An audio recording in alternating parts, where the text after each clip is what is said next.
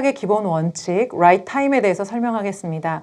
right time이란 환자의 약물을 투여할 때 어느 시간에 투여해야 하는지를 말하는데요. 의사 처치는 정확한 시간까지 규정해 주지는 않습니다.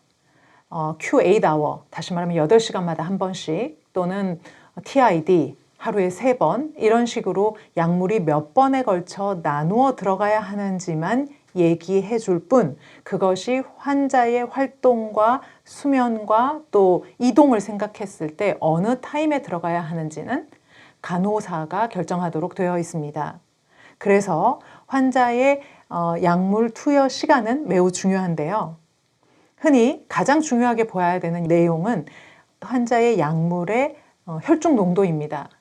우리가 약물의 반감기라고 얘기하는 양리학에서 배웠던 약물의 반감기를 생각해 보면 약물이 이렇게 혈중 농도를 유지하다가 반감기로 떨어질 때는 그 이후로 약물의 효과가 없다고 보죠. 그래서 혈중 농도가 반 이상 밑으로 떨어지기 전에 그 다음 도주의 약물을 넣어서 혈중 농도를 일정하게 유지해 주는 것이 기억이 나실 겁니다. 그것을 리마인드 해볼 때 항생제 같은 경우는 Q6hour, 6시간마다 그러면 하루에 4번 주라는 얘기인데요. 혈중 항생제가 일정하게 피 안에서 농도를 유지하려면 비교적 정확하게 6시간마다 주는 것을 지키는 것이 중요합니다.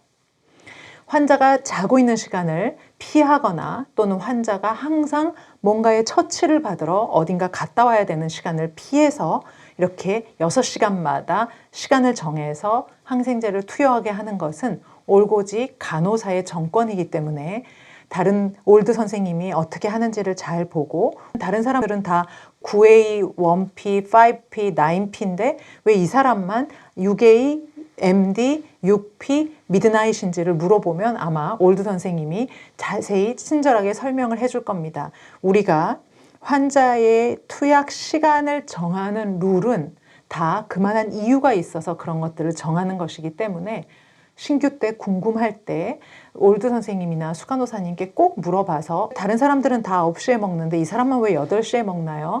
왜 이 약만 항상 식전인가요?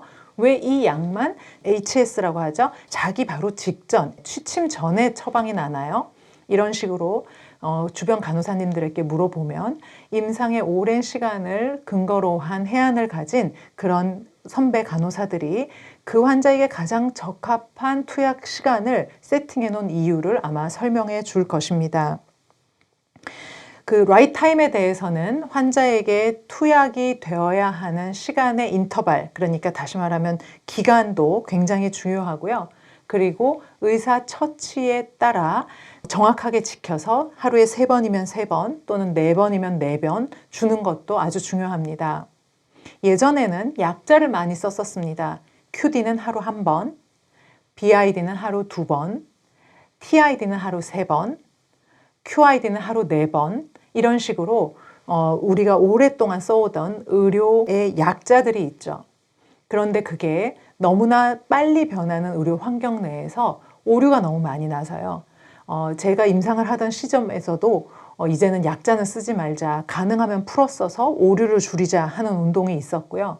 근래 임상에 가보면 약 봉지에 TID, QID 이렇게 나와 있지 않고요. 하루 3번, 아침 식전, 점심 식후, 저녁 식후 이렇게 명확하게 식사와 관련되어 어느 시간대에 줘야 하는지도 명시되어 있는 것이 보통입니다.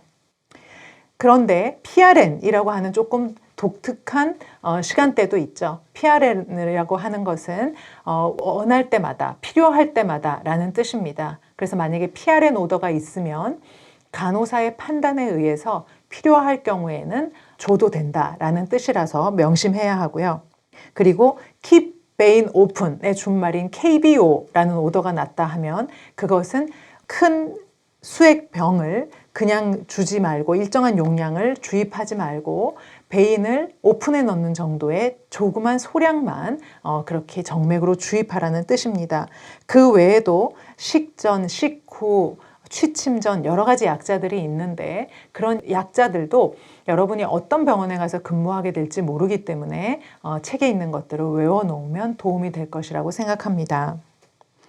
여러분들이 꼭 또 유념해서 생각해야 될 것은 정기적으로 약물이 들어가고 있는 시간은 있어서 그거는 습관이 돼서 투약 오류 없이 환자에게 투약을 했었는데 오늘 아침에는 환자가 브론코스코피를 하러 간 거예요. 그래서 아침에 MPO를 해야만 했었고 그러면 그 약의 아침 약은 먹지 않은 거죠.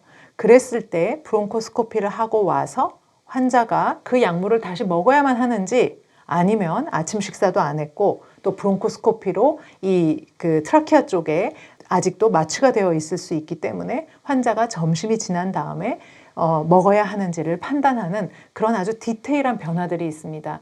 그렇게 환자의 정규 시간대를 놓쳤을 경우 또 정규 시간대에 투약을 하러 갔는데 환자가 자리에 없는 경우 또 보호자랑 이야기하다가 깜빡 잊고 옆에 놓고 안 먹은 것이 뒤늦게 발견된 경우 뭐 이렇게 실제 임상을 하다 보면 정상적으로 투약될 것 같았던 약물이 제 시간에 투약되지 않는 경우들도 너무나 많이 있습니다.